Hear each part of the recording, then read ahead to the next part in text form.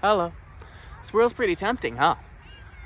I've been spending the last few days just kind of in like a flux state, waddling back and forth between being like, the present is the only thing that matters. You just gotta focus on that. And then 20 minutes later, completely going back on that and getting sucked into the external world and back into my old temptations and all that stuff, seemingly without noticing, which ultimately is just an indictment of my own self-awareness that needs to be worked on. But it's really it's remarkable how easily tempting this world is and how much I want to get over it. I mentioned in one of my previous videos that I started doing breath work, and I found that's been a huge lifesaver the last few days. I'm doing it multiple times a day now. I just finished it before I started recording. The last 2 videos I've done, they came right after I stopped my breath work, because it if you're unpracticed in presence, or you can't find your peace all the time, it's a surefire way to get it back. And it's like every time I finish since then, I've had a takeaway. It's like I finish, open my eyes, there's that gnosis, that here's what you need to hear. They're excited. I don't know if you could hear that. I'm sure you probably can a little bit.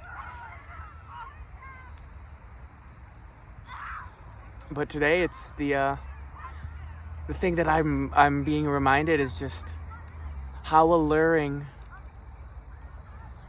and how provocative this world really is. And you never really notice it, or even some of the things that I thought were more healthy for me.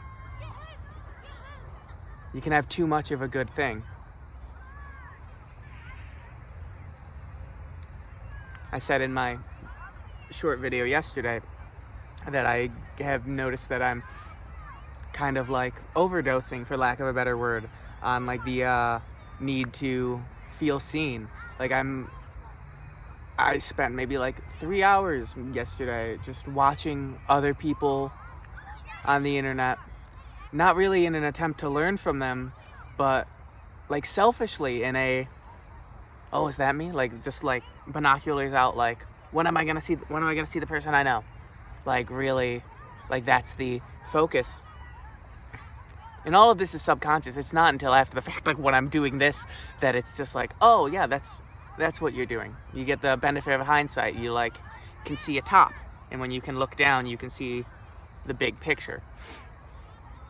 And it's very I suppose the takeaway is that I need to work on my self-control and things like this. Understanding that this really is not all bliss and love, and it is. What am I saying? But not every day you're going to be kissed by the warmth of God in every action that you take. Some days you're going to be sick. I think I might have a little bit of a cold right now, and that also could be compounding onto it.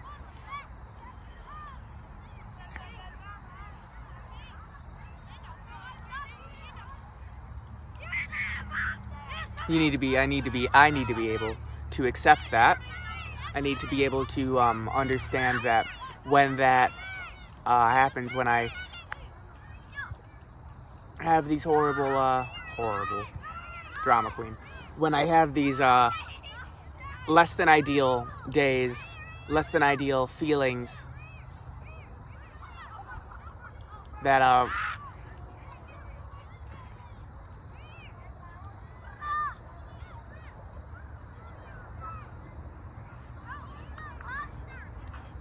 can't distract myself.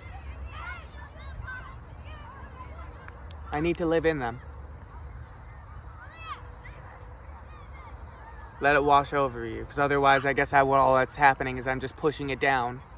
And until I deal with that, it's always going to be pushed down. You don't like get over your anger problems by ignoring your anger. You have to feel it, not necessarily act on it, but feel it, fully embrace all the good and bad that comes with it, and then when the time comes, let it go.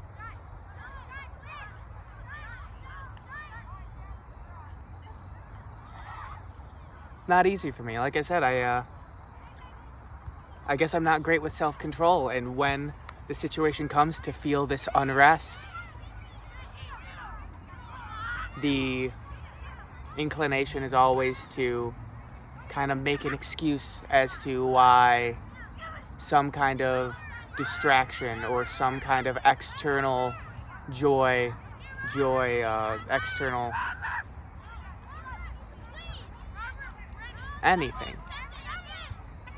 There's an excuse to why that's valid to take in this specific moment.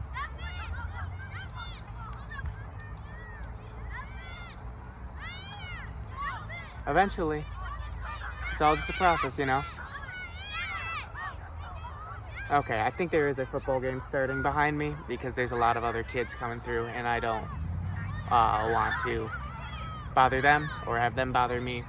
So I will leave you. Feel like there was more than I wanted to say, but hey, a video's a video. I'm not charging for these. Have a wonderful rest of your day. Peace.